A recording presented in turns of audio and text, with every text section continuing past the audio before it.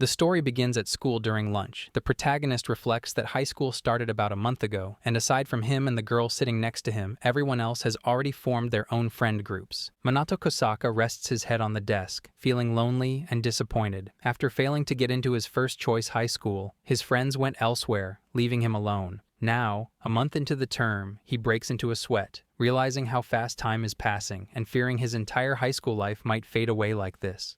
Yet he doesn't feel completely alone. The girl beside him, Sua Rinko, eats her lunch quietly and neatly, like a character from a picture book. In the mornings and during lunch, she is always absorbed in a book, sitting perfectly still like a small statue. He is determined not to waste his high school years in boredom and knows how difficult it is to break into already formed friend groups. Since Sua sits nearby, he considers talking to her, but he doesn't have the courage to start a conversation. Watching her read, he decides to begin by asking what she is reading, then slowly move on to her hobbies. Just as he works up the nerve, he looks over and sees her sitting under her desk, which confuses him.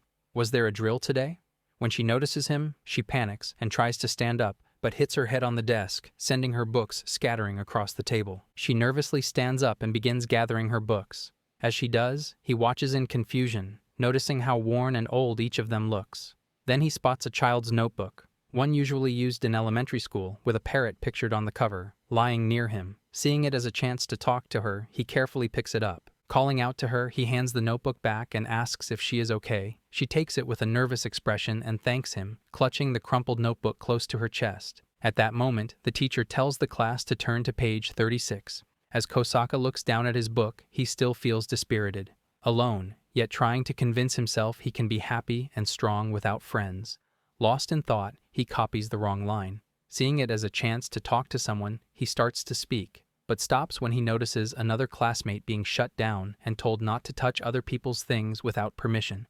With no other option, he crosses out the wrong word and abandons the idea of making friends. The next day, he walks to school alone early in the morning, just before 7, a habit left over from middle school. To his surprise, Sua-san is already sitting at her desk when he arrives. He opens the door and greets her with a quiet, "Good morning," expecting no reply, but becomes confused when she stiffens and says it's cloudy outside. Only then does he realize she isn't speaking to him clearly. Nervously, she asks whether the eraser in her hand is his. He recalls that the day before, when she was under the desk, she had already picked it up. Now, blushing, she clutches her head, having finally gathered the courage to ask him properly about the eraser. As she sighs and forces a small smile while speaking, he becomes speechless, realizing that she is practicing how to talk to other people. When he accidentally rattles the door, she panics, loses her balance, and nearly falls from her chair. Worried, Kosaka rushes forward to catch her, but in the process, they both end up falling to the floor. Seeing how deeply embarrassed she is, he panics and quickly backs away, his voice trembling as he repeatedly apologizes and explains that he was only trying to help. She brushes it off with a very nervous expression, while he apologizes once again after noticing her crumpled notebook. Then he sees a neatly written youth bucket list, starting with simple goals like greeting the class with a good morning and continuing on to many more. The sight leaves him quietly moved. Nervously, he nods as she admits her shy nature and the bad memories she carries from middle school. She shows him the manga novel, wishing to enjoy her school life and spend her days happily, like the main character of this story, determined to change and live fully. She nearly cries as she shares that she comes to school early to practice speaking by herself, yet feels discouraged by her failures and by how strangely she acted the day before. Even so, despite yesterday's mishaps, she is determined to do better today, and her resolve makes him admire her. He grows nervous when she steps very close to him, praising his kindness for talking to her and for picking up her notebook the day before. After apologizing for being so awkward, she finally thanks him, shy and trembling, for yesterday. Then she sadly admits that, despite having the wish list, she has never managed to achieve any of it, and that being alone has only made her overthink even more. She is shocked when he humbly asks for her permission to try fulfilling the list together. As he says this, he reminds himself that earlier he had tried to convince himself he would be fine being alone. Now, sitting in front of her, he admits that he also wants to make his high school life enjoyable. Embarrassed, he squeezes himself inside, realizing he had said those words out loud. She quickly recovers though, laughing softly and saying his words were full of youthful energy. She then suggests that he add his own goals to her Parakeet notebook. Seeing his confused expression, she explains that he probably thinks it's called that because of the bird on the cover. Nodding excitedly, she adds that her name, Rinko Sua, sounds like Inko, which is why she has always liked it. Noticing his thoughtful expression, she asks if everything is okay. Kosaka quickly changes the subject, suggesting that he add his own wishes later and that they work on fulfilling them together. So, as they begin working on fulfilling her first wish list, she nervously wishes him a good morning. The next day, while the teacher is delivering the lecture, he feels flustered. Thinking back to yesterday, when he saw her wish list, he realizes that one of her wishes is to fall in love. He tells himself that she probably wouldn't fall for him, yet it is still very difficult for him to pretend he isn't noticing her. While the teacher is delivering the lecture, Kosaka feels nervous. Yesterday, without thinking, he had promised her that they would work on completing her wish list together. His thoughts are interrupted when she tosses a folded page to him with a message asking him to walk home together after school. His mind immediately jumps to the idea that it might be a date. After school, they walk home in silence. He feels confused about why she called him out and notices her hesitation, as if she wants to say something. Breaking the tension, he finally decides to start the conversation. When he mentions that he's finished the first volume of Tokimeki Class, she lights up with excitement and eagerly asks what he thought of it. Thinking back, he remembers it as a shoujo manga from around the time they were born, a coming-of-age story about high school friends dealing with love and friendship, almost like a fairy tale. Seeing how excited she is, he awkwardly comments on the manga's youthful charm, which only makes her more animated. Blushing, she talks non-stop about how kind all the characters are. She explains that while everyone enjoys their youth in different ways, her favorite is the main character. He has a prince aura, but being placed on a pedestal makes him lonely, until the heroine, popular with everyone, helps him open up. Growing nervous, she admits that she also wants to enjoy her own high school life, fun, lively, and full of energy. Flushing, she pulls out her notebook and shows him a bucket list goal she wants to complete. Then she suggests they hang out after school. He agrees, unsure where to go, but she quickly suggests karaoke, catching him by surprise. Now, both of them are sitting in the karaoke. Kosaka feels nervous and is even slightly sweating. After a few days of talking together, they are now in a small private room. While Suasan calmly enjoys her soda, she becomes visibly excited by the sparkling lights and curiously observes the tablet. Kosaka, assuming the tablet is for selecting songs, is confused when she glances at him and asks whether they're not supposed to look up the songs in the books or punch in a number on the remote. Her question surprises him. He can't help but wonder if she really is a modern high school girl after all. Realizing something, he shakily asks if this is her first time at karaoke.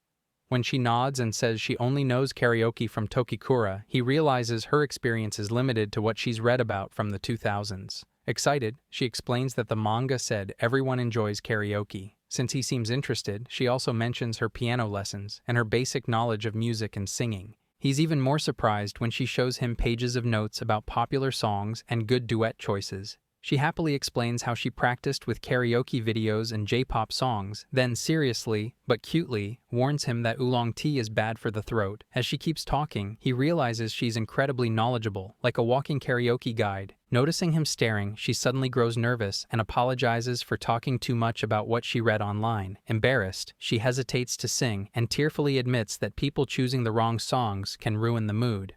Finally, he suggests a song, Falling for You, a trending hit he had seen on social media, which she nervously accepts. Taking the speaker in hand, she stands up and begins singing. Hearing her voice, so cute and perfect, leaves him impressed. At the same time, he grows embarrassed, realizing that it's a love song. She continues singing while he trembles, realizing the meaning of the lyrics. Then, her face flushed with sweat, she turns to him and suggests that he sing, since it's his turn. Already so nervous, he fumbles and accidentally drops the mic, which hits the soda glasses and spills all over his pants. While walking back in the evening, seeing her still with a gloomy face and apologizing for the mess, he calmly reassures her not to worry. It's just the soda, which can be washed off easily. She still insists, though, thanking him for coming with her, feeling guilty for having dragged him along and accidentally causing trouble. He shares gloomily that he isn't really able to enjoy his youth, which makes her feel a little down as well. Then, remembering something, he suggests she wait for a moment. After a while, he returns holding some snacks and splits them in two, planning a small evening treat. Handing it to her, he shares how, back in middle school, he enjoyed snacks with friends after a tough day at school. He suggests she enjoy this as a small wish list treat for today. Though the snack is hot, she takes the first bite, and the delicious taste immediately impresses her. It's full of youthful energy and warmth, making her feel happy. During lunchtime, Sua nervously approaches Kosaka, holding her lunchbox. She asks if he will eat with her on the rooftop.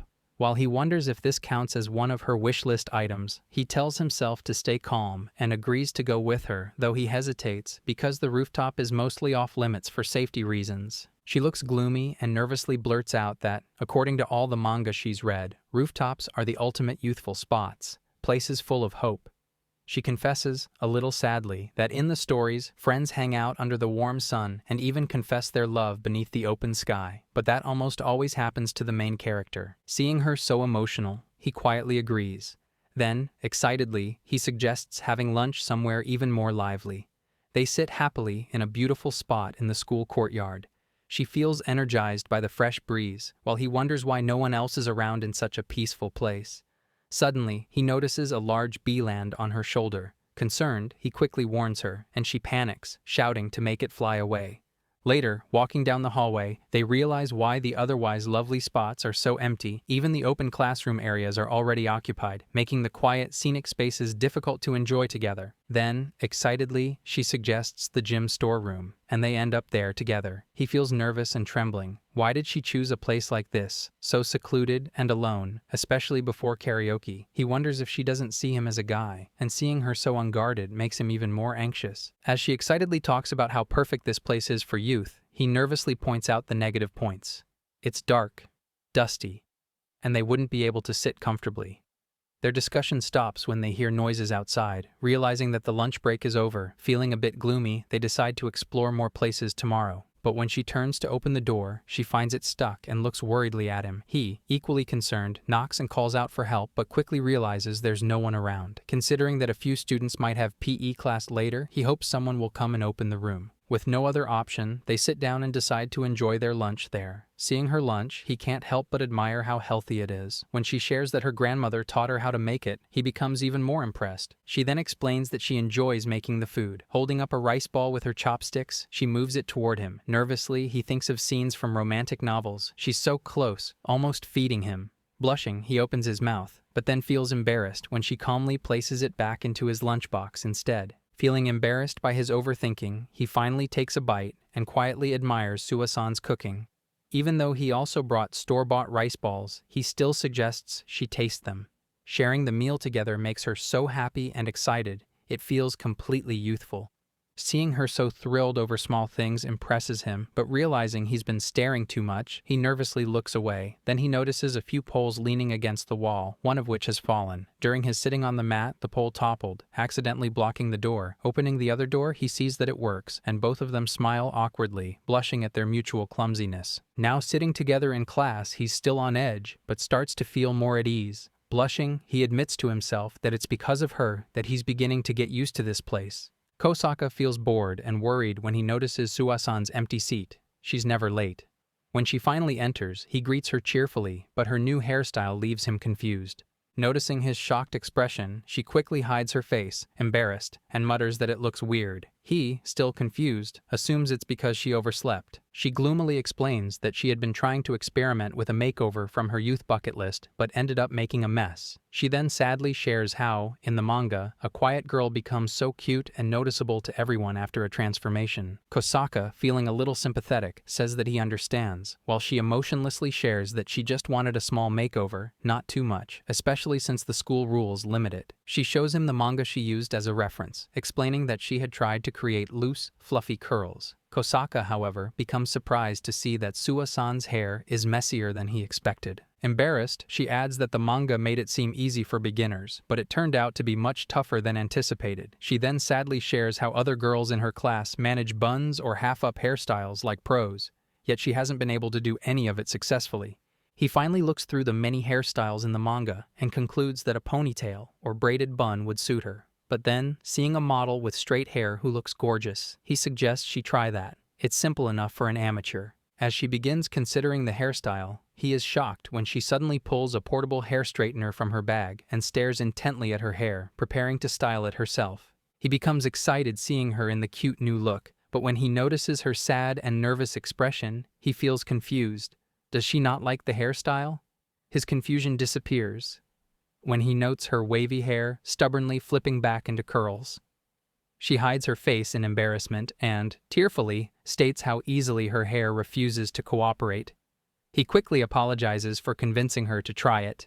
Then, excitedly, she shares how she practiced her makeover on her day off, showing him a reference video of how a plain girl transforms into a famous actress.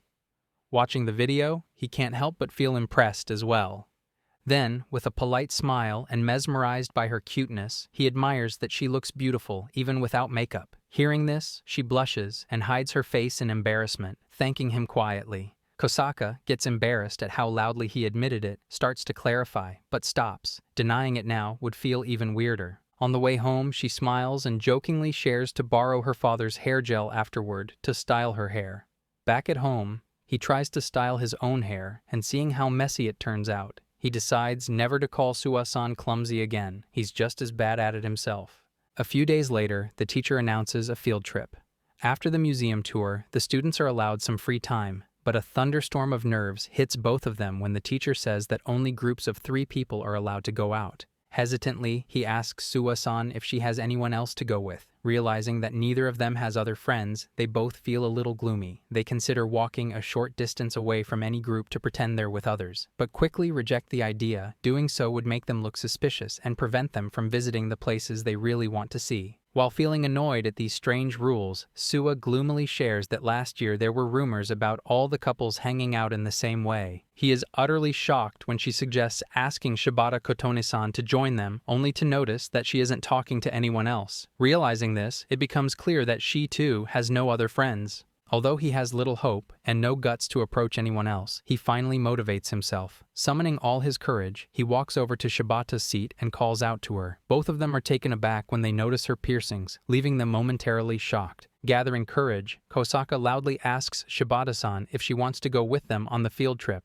She doesn't respond at first, but when she finally agrees, also having no one else to go with, they are both genuinely surprised. Curiously, Suwa-san asks about her favorite place to visit.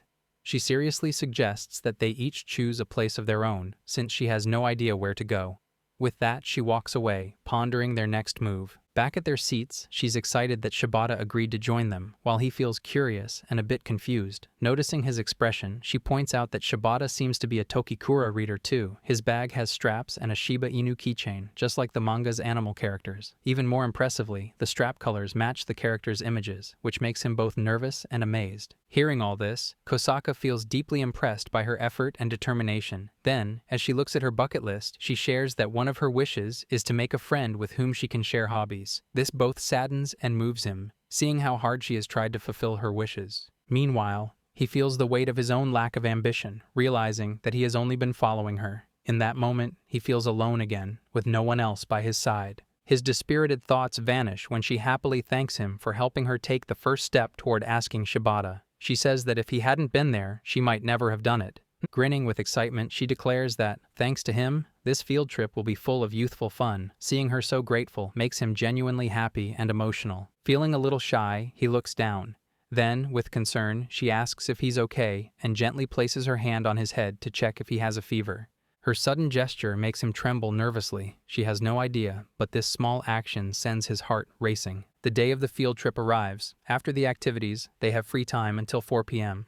The 3 of them walk with serious faces, while Kosaka quietly hopes to make this time fun and memorable for Suwa-san. Their nervous little outing begins. Suwa-san, blushing, thanks Shibata for joining them. She talks briefly about the straps on her bag, but goes silent when Shibata quietly suggests not forcing conversation, then walks a few steps away. Kosaka feels flustered and unsure how to respond. The group quietly explores the area. Kosaka feels helpless. Suwa-san has gone silent, and even Shibata walks quietly. Finally, he brightly suggests getting some croquettes. Seeing Suwa-san enjoy the snacks, admiring them excitedly, he realizes she's still thinking about Shibata stopping her earlier, even while trying to lighten the mood. Kosaka notices Shibata holding croquettes in both hands as they continue visiting planned spots.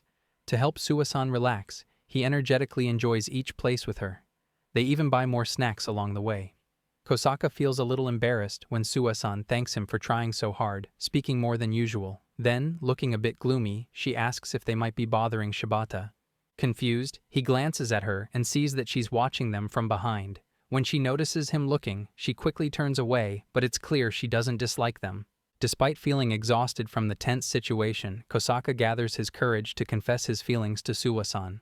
Before he can speak, Shibata approaches her, noticing her awkward walk and gently asking if she's hurt, offering a cute bandage. Kosaka feels guilty for not noticing it himself, but Suwa-san brushes it off, explaining it's just her new sneakers. His guilt grows when Shibata suggests he walk slowly with her, stay on the roadside while walking, and help carry items like when Suasan had both hands full of strawberry candy earlier. She jokingly scolds him for not caring even a little, still calling him her boyfriend, leaving Kosaka flustered and overwhelmed. This shocks both Kosaka and Suasan. Shibata, confused, asks if they aren't really dating.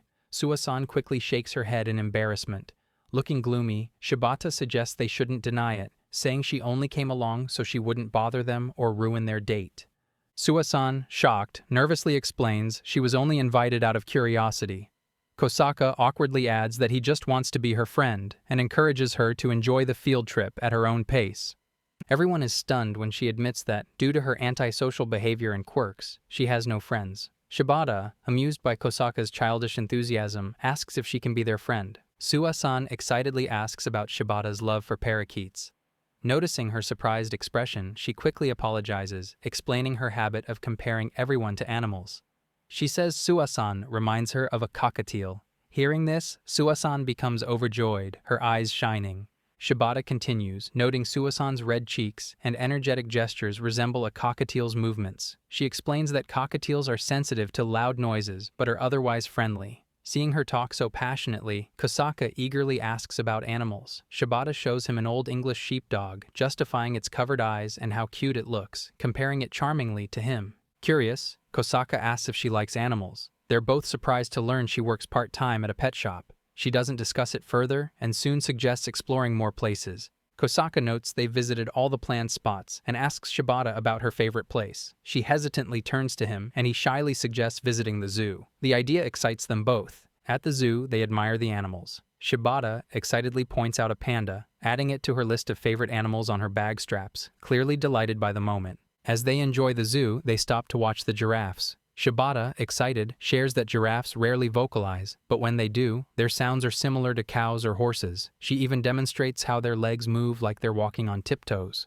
When they see the elephants, she explains how their trunks function like hands, and their large ears help them hear tiny sounds and even flap to regulate body temperature. She then continuously shares about the alpacas, explaining that the Huacaya breed is fluffy like the Suri, but slightly different, and both are incredibly pretty. She warns them to be careful, as some of these animals spit sometimes. Seeing her so excited and animated while sharing all this makes Kosaka impressed. She almost seems like a tour guide. Then Suasan eagerly points out the next cute animal in the petting section. At the petting area, seeing both girls' delighted expressions at the rabbits makes him smile, and he quietly decides not to intrude. Surprised, Sua shares that the popular dwarf rabbit breed comes from the Netherlands. She tells a story about visiting a pet shop for a dog, but she had been more interested in the rabbit. Too shy to ask her parents, her older sister noticed and convinced them, and they ended up buying the rabbit for her, which made her incredibly happy. Kosaka, smiling at her story, jokingly asks if she thinks she's a good older sister, making her blush and giggle at his teasing. After using the restroom, he feels happy thinking about how both girls are enjoying the zoo trip, and he's especially glad to be getting closer to Suasan. Yet as he walks toward them, he gloomily thinks about one day having his own wish list, not just following Suasan's. Suddenly, coming close to them, he overhears Shibata asking about Sua's feelings for him. His heart races, and he immediately hides behind a tree, nervously eavesdropping. His mind bursts with tension as he hears Shibata say that, although Sua denies having a crush on him, he may be misunderstanding things. Shibata continues with concern, explaining that when girls approach boys, the boys often misinterpret it as the girl having a crush. Overhearing this, he becomes worried. He recalls that he was the one who asked Suasan to complete her wish list with him, and that she never seemed bothered whenever they were together. Hearing all this, Suasan emotionally shares her gratitude, thanking him for bravely approaching and talking to her when she was alone. Hesitantly sensing her feelings, she emotionally replies that he is her friend, explaining that, unlike lovers who need confessions to confirm their love, friendship doesn't require anything so formal. Calmly, Shibata adds that since they are naturally together and enjoying the moment, so youthful and carefree, like characters in a manga, it seems fitting for them. Suasan, with an emotional tone, agrees, acknowledging him as her best friend. Overhearing all this from behind the tree makes Kosaka happy, though he still feels his heart skip a beat just from being called her best friend. When Shibata-san, who has already noticed him hiding, calls him out, he emerges, trembling and apologizing. Suasan nervously apologizes too for calling him a friend, but he calmly reassures her that they really are friends. Later, the trio sits on the train, Kosaka feels exhausted after being scolded by the homeroom teacher for being late, while Shibata apologizes for insisting they visit the zoo. Suwa-san, however, is overjoyed. Her first time being scolded by a teacher feels surprisingly youthful and memorable to her. Both girls are happy, and Suwa-san suggests that they hang out with Shibata next time as well. Kosaka feels emotional when he sees Shibata fall asleep on her shoulder, which makes Suwa-san incredibly happy, since giving her shoulder for leaning was also on her wish list. Then Suwa-san happily thanks Kosaka-kun and softly whispers her gratitude to the sleeping Shibata-san for hanging out with her. She becomes deeply emotional, thinking about how she's always been helped by the people around her, Kosaka, Shibata, and even her sister. Trying to overcome her nervousness, she moves closer. But Kosaka becomes flustered when she rests her head on his shoulder as she sleeps. His heart feels like it's about to leap out of his chest. Though he tries to calm himself, reminding himself that he's just helping a friend, he struggles to control his feelings, uncertain whether it's love for her or something else entirely. Now back in class, they are both puzzled when Shibata-san asks for help studying as she nearly failed the midterm, and low marks would force her to attend summer classes. Realizing that this is part of her wish list, Suwa-san eagerly volunteers to tutor her in the library. The trio heads to the library but finds it closed due to a meeting, so they end up walking towards Suwa-san's home instead. Upon entering, she announces that her parents are busy with work, and Kosaka is pleasantly surprised to see her room so neat and tidy. Sitting on the bed, Kosaka carefully keeps his thoughts appropriate, trying not to imagine anything strange. They happily settle around the round table, ready to start studying. When everyone is a little distracted, he nervously raises his hand and asks Suwa-san to tutor him as well, since his marks are low like Shibata-san's. Explaining that people often overestimate his intelligence because of his appearance, Kosaka shares his disappointment over his low marks. He tells them how he had worked extremely hard to gain admission to Suna High School, like his friends, but ultimately failed the entrance exam. Shibata feels relieved to realize she isn't the only one with low marks, while Suwa-san remains impressed by his high ambitions. Despite his gloomily admitting that he never managed to gain admission, she also reflects that at least he tried his best. Even Suwa feels a bit gloomy, wondering if she's truly capable of tutoring such high-level students, but she admires his effort and determination all the same. Finally, when Shibata asks for help with a problem, Suwa teaches them. Both are thrilled. Her way of explaining math is so easy to understand, even better than the teacher, which leaves Suwa-san beaming with happiness. Suddenly the door opens, and Suwa-san stiffly looks up to see her sister. Shibata also recognizes her as Reika, the real model, which leaves Kosaka confused, since Suwa-san had never mentioned this to him. Suwa-san, puzzled, asks why her sister came. Reika calmly explains that she finished her work early and, noticing some unknown shoes outside Suwa-san's room, came to check. Then she quietly closes the door and leaves. Kosaka, still processing, wonders if this was the sister Suwa-san mentioned earlier. Shibata, equally confused, is unsure why Reika acted so coldly or what her visit really meant. Suwa-san emotionally shares that Reika has always been so social, cheerful, and caring toward her, but a few years ago she began to distance herself from her, even though she hadn't done anything wrong. She reflects that her own moody nature may have worn her out, and since she had no other friends at the time, she didn't have the courage to make new ones, fearing they would leave her like her sister once did. Then, Suwa-san excitedly talks about how reading Tokikura inspired her to create a youthful wish list, and, more recently, how she's been able to make two kind, genuine friends. Hearing her story, Shibata nervously hugs her, resisting the urge to read the series herself, while Suwa-san happily offers to lend her all the volumes. Kosaka suggests the girls read it after exams. After the study session, both thanks her for helping, and she happily sees them off. As he walks outside, he realizes, annoyed, that he forgot his cell at Suwa-san's house. When Shibata suggests he go back to get it, he turns toward Suwa-san's home to retrieve it.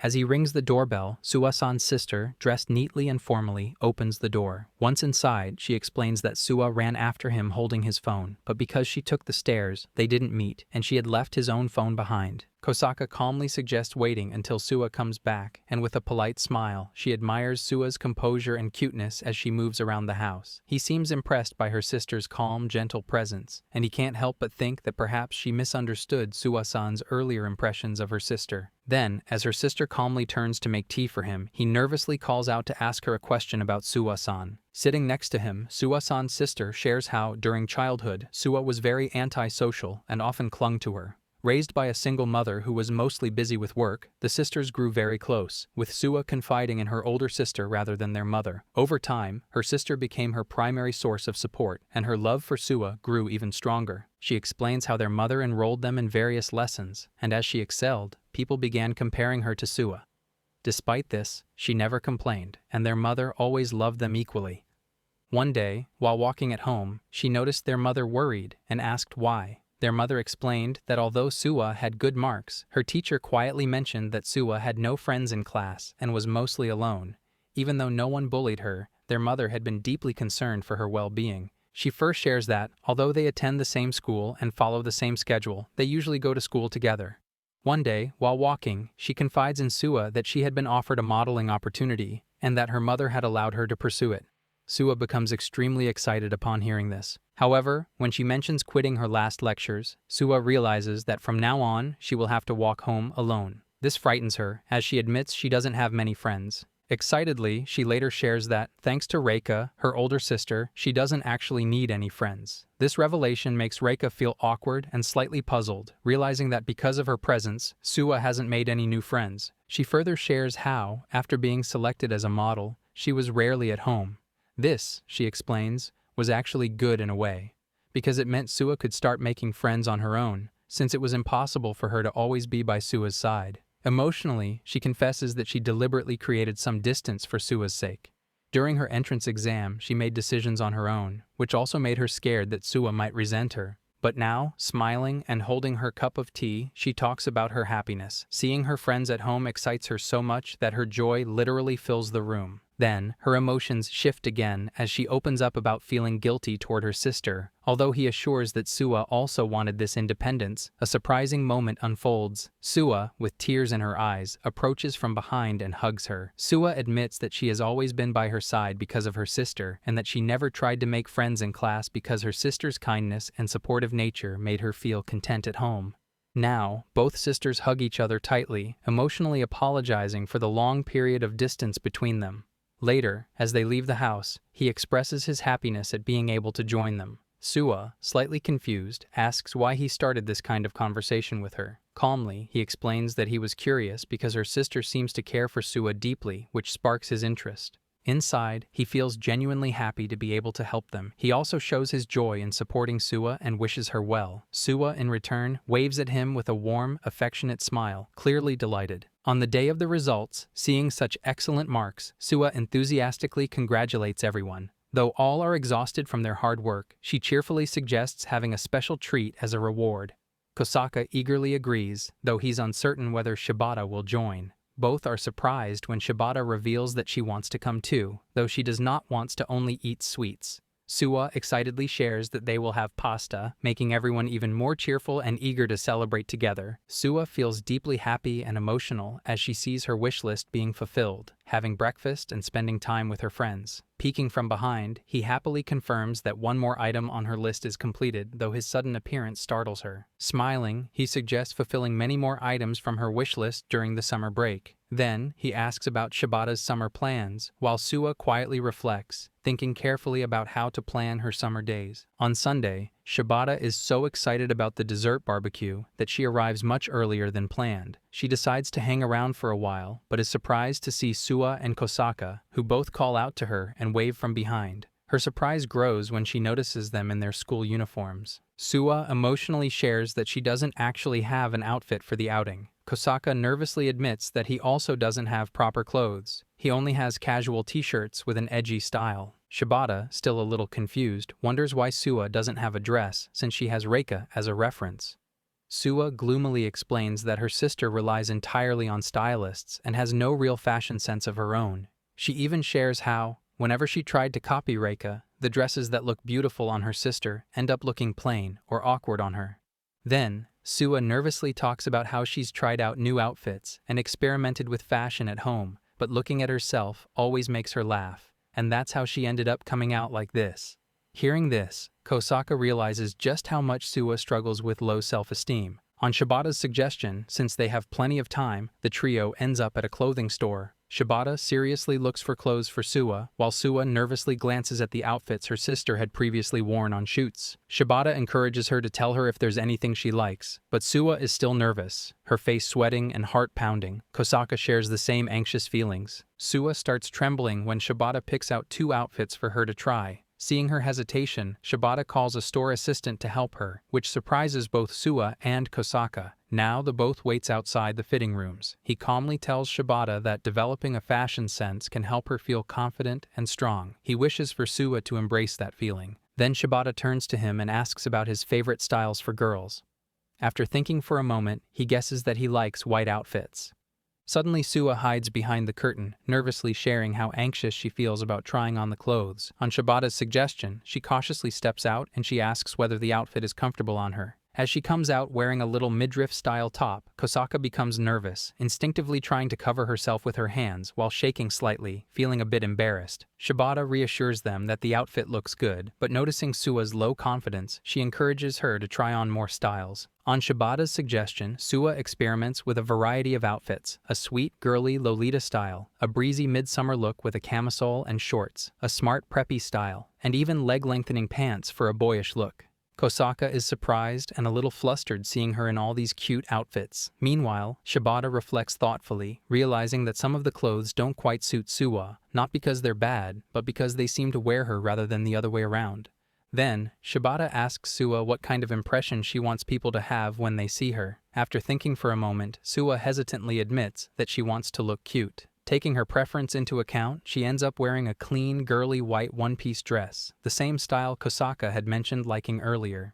The outfit seems perfect, but Suwa's slightly confused expression makes Shibata a little worried. Still, everyone relaxes and becomes happy when Suwa brightly suggests that it feels comfortable and that she could wear it all day. Shibata is delighted, and they end up buying the dress. Later, Shibata also gives Kosaka a few shirts to try on, which makes him a little nervous. Suwa, on the other hand, is excited to see his new look. In the changing room, Kosaka nervously changes clothes while thinking about the times he spent hanging out with his friends like this during the summer of 9th grade. Lost in his thoughts, he finally comes out after changing, only to be momentarily confused, seeing both girls missing. At that moment, 2 boys doing some shopping notice him and immediately recognize him. Meanwhile, the girls head off to buy some accessories for themselves, excited about completing their looks. Seeing Kosaka, both boys immediately become excited and surprised as he comes out of the changing room. Kosaka recognizes them as Domoto and Yamazato. He recalls that when he checked the entrance passing list, he had felt gloomy about not being accepted. At that time, the boys had approached him and invited him to a little celebration for getting admission to their favorite school, but he had sadly declined and left. That day, lying on his bed, he felt down and eventually distanced himself from the trio of friends. Now, seeing him again, the boys are filled with excitement, but seeing them in Soinan uniform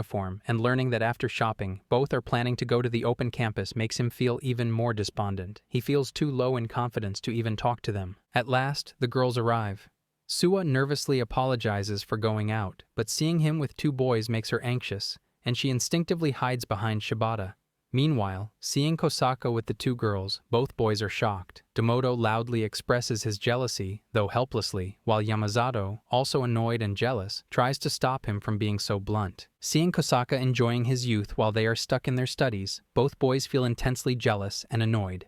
He gently broaches the topic, asking Yamazato whether he has dyed his hair, while Domoto straightens up to appear taller. Though the friends are still hesitant to talk at first, as it is time to go, they decide to make a group chat with Kosaka. They suggest he reply whenever he can, and confirm that next time they will ask him everything in detail. As they leave, they visit a dessert shop. Seeing so many delicious options, they finally choose a few plates. Watching both girls eagerly enjoy their desserts makes Kosaka genuinely happy. When Suwa takes her first bite, she blushes with excitement at how delicious it is. Noticing some cream on Suwa's cheeks, Kosaka identifies it, and Suwa becomes worried she might ruin her dress. But Shibata quickly shows her the mirror, and she carefully wipes it off.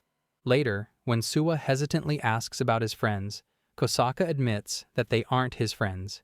He then unintentionally begins sharing his past experiences with them. Domoto, for example, has been loud since 7th grade. While he has a good personality, his habit of speaking the bitter truth at the wrong time often annoyed others, especially around girls. He also talks about Yamazato, the glasses-wearing nerd. Kosaka is surprised himself because Yamazato, who used to dislike flashy fashion, has changed a lot in high school. He now dyes his hair and has adapted to trends. Kosaka gloomily admits that he used to feel awkward and improper compared to them. Realizing he had been talking so much, Kosaka awkwardly apologizes, but seeing Suwa continuously smiling at him, he becomes a little confused. While eating, Shibata asks how he even notices all these little things about them. Blushing, Suwa happily admits that he feels differently from before, now that he has talked to them so much for the first time. Excitedly, Suwa suggests having a friendly contest sometime, but Shibata argues that it might lead to a fight. Seeing the jealous expressions on the girls' face, Kosaka suddenly realizes that his own feelings of useless inferiority had been causing him to feel jealous for no reason. At that moment, everyone is surprised when a service girl brings out a plate of birthday cakes, wishing them a happy birthday. Shibata, raising her hands, laughs and explains that her birthday was actually last week, but this cake plate is for everyone celebrating a birthday this month. Kosaka, unaware of her birthday, decides they should celebrate it properly next time, while Shibata happily dismisses it, saying the reservation was just for this cake plate. The service girl happily takes a photo of the trio together, capturing the joyful moment. Back at home, Kosaka, now in his comfy clothes, lies on his bed, feeling full and satisfied after eating so many sweets. Suddenly, his phone rings. Seeing a flood of messages, even from Shibata-san, he feels a little confused. Meanwhile, at Suwa's home, her sister is so excited that she keeps taking her pictures again and again. Although Suwa nervously tries to stop her, seeing her sister hang out with friends and return in such cute outfits surprises her. Finally, after Suwa insists she needs to go to work, her sister reluctantly lets her leave. Later, Suwa looks at her phone messages and smiles widely. She sees the picture of the trio holding the birthday cake plate, but it's a funny, awkward photo since no one knew exactly how to pose. Suwa blushes, while the others have their eyes closed in the shot, making the moment even more endearing. A few days later, Kosaka sits in a restaurant, feeling confused when a waiter brings him food, even though he hasn't ordered yet. His confusion grows when he sees his two friends sitting across from him, informing him they ordered for him and seriously encouraging him to tell them everything about the girls. As they eat, Kosaka recalls past moments hanging out with the girls, which makes both friends visibly jealous. Demoto asks why Kosaka was late that day, and when Kosaka explains that he was out buying a present for Shibata's birthday with her, both boys feel even more jealous, their hearts aching at being single. Kosaka becomes surprised when they admit that both girls are genuinely nice and didn't keep track of him. He is shocked to realize that they were actually worried about him. Both boys teasingly point out that the way Kosaka has become popular among girls means he is now tackled by them. Yamazato leans in close and whispers, asking about the main girl. Kosaka, confused and flustered, guesses they mean Suwa. Yamazato observes that she looks cute, slightly unpolished, which he thinks is perfect for Kosaka, and that she is shy, meaning Kosaka would naturally want to protect her. Meanwhile, Demoto gloomily warns Kosaka to be careful, which leaves him even more confused. Yamazato then shares that Demoto was in love with a girl, even changed his style for her, even dyeing his hair. Demoto adds that he is more interested in fashionable girls like Shibata who may look rude, but are kind at heart. Seeing his friend's intense admiration for the girls in such a short time leaves Kosaka baffled. When Yamazato casually mentions Shibata's good body features, makes Kosaka nervously spits out his tea. From then on, the discussion continues, teasing and analyzing the girls' personalities and appearances until they finally leave the restaurant. On their way back, seeing Shibata walking down the road, Yamazato excitedly thinks it's his chance to talk to her and decides to follow. Kosaka, however, realizes how she had previously dodged their questions about her part-time job, and now that she is heading there again, he feels confused. Despite Kosaka trying to stop him, the trio ends up entering the shop. Inside, seeing the dogs, both boys instinctively cover their noses, annoyed by the smell. Shibata, wearing her job uniform, greets them happily, though she is slightly confused to see Kosaka there with his friends. Kosaka nervously explains that they had been eating at a family restaurant earlier, noticed her on the way back, and decided to stop by the shop.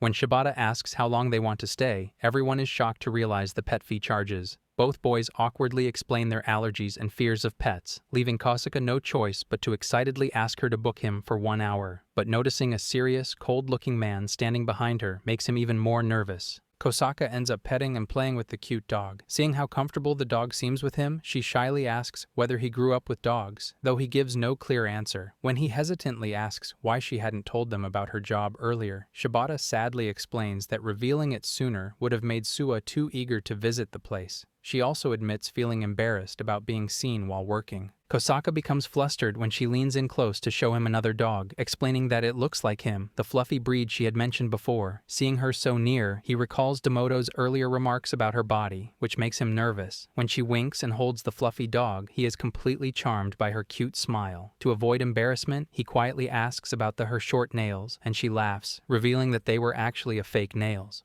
When Shibata asks him about the 1,600 yen per hour fee, Kosaka nervously worries about his tight budget and even considers getting a part-time job himself. As he tries to carefully take out his wallet, the gift he bought for her birthday almost falls, but she quickly picks it up. Feeling nervous, he hands her the money, takes the gift, and they exchange wishes for tomorrow. Shibata waves at him cheerfully, making him feel a little relieved. While he left, the serious man who had been observing them earlier watched intently, clearly curious about the relationship between Shibata and Kosaka. The following day, during lunch, Kosaka excitedly wishes her a happy birthday again while giving her the gifts. Shibata accepts them graciously, thanking him. When she sees the gift, asks if it's the same one from before, which makes Suwa a little confused. Kosaka clarifies that she had seen him holding this gift previously, which helps Suwa relax a bit. Afterward, they watch as she opens the gifts and is surprised to see a handkerchief from Suwa-san. Suwa happily explains that she bought it so she could use it daily. She tells her it's a special animal biscuit-patterned handkerchief inspired by the elegant badge Shibata had given her earlier. Shibata, confused at first, then realizes that this handkerchief had been so popular it had sold out immediately. Suwa adds that buying a regular pattern wouldn't have been good, so she had waited for the release day to get it. Kosaka is deeply impressed by her thoughtfulness, while Shibata is delighted and thanks her warmly. Then, Shibata opens the gift from Kosaka and finds a chaotic Shiba Inu figurine. Kosaka nervously explains that he had no idea what Shibata would like, so he thought this might match her taste. Seeing her smile, he awkwardly apologizes for his strange choice. Shibata genuinely admires the gift and assures him she will use it, smiling as she replies that he lacks experience giving gifts to anyone other than his mother. Kosaka blushes but feels relieved. A few days later, while walking home, both feel extremely excited. It's finally summer break. Kosaka, however, worries that, like the first term, summer might fly by too quickly since teachers usually give them a lot of homework. Suwa, still full of energy, suggests arranging study sessions like they did before in the library. Thinking back to the fireworks event and recalling Shibata-san too, they both become even more excited at the thought of enjoying the beach and barbecue from their summer wish list. Kosaka feels a little uneasy when Suwa-san, looking worried, asks about his closeness with Shibata. He nervously explains that he might meet her after school and talk a lot, which could make Shibata notice, but deliberately avoids mentioning her part-time job at the dog cafe. Still, seeing Suwa so concerned, he asks the reason behind her expression. She shyly admits her feelings of awkwardness after seeing them chatting closely. Although it makes her happy to see them get along, she is still unsure of her own feelings. When he jokingly suggests that she might be jealous, Kosaka is surprised at how self-centered he sounds. He then hesitantly recalls her summer wish list about falling in love, which makes him wonder if she might have feelings for him. As Suwa comes closer, sharing her jealousy with him, Kosaka becomes confused. She explains that she had wanted to be close friends with Shibata, but now he is close to her instead. Calmly, she encourages him not to hold back, and she excitedly shares that she is trying her best to be a good friend to him, which Kosaka cluelessly nods at. Then, with shining eyes and a determined expression, Suwa closes her fists and makes a bet with him. Until the end of summer break, they will see who becomes closer to Shibata. To her, it feels youthful and fun, and Kosaka can't help but feel both nervous and intrigued by the challenge.